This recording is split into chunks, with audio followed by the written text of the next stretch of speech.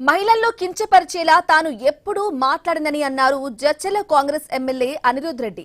ఎవరు తప్పు చేశారనేది దేవుడు చూస్తున్నారని తెలిపారు. అందుకు సంబంధించిన బ్రేకింగ్ న్యూస్ చూస్తున్నాం.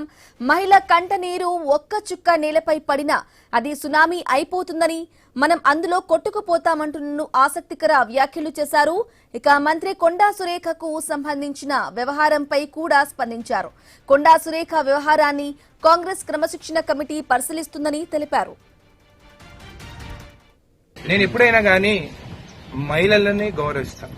నేను మహిళల పైన ఎప్పుడు నేను ప్రెస్ మీట్ పెట్టను. మా ఇంట్లో కూడా మా అమ్మ 10 సార్లు తిట్టినా గానీ తలకాయ వంచుకొని తలకాయ కింద పెట్టుకొని వింటాను గానీ నేను మాట్లాడను. మహిళల పైన ఏమైనా గానీ మనం మాట్లాడితే వాళ్ళు 10 తిట్టినా గానీ మనం ఒక్క మాట మనం తిరిగి తిడితే నువ్వు ఒక్కసారి తిట్టినావు కదా అని చెప్పేసి మహిళలందరూ మన పైన రివర్స్ అవుతారు.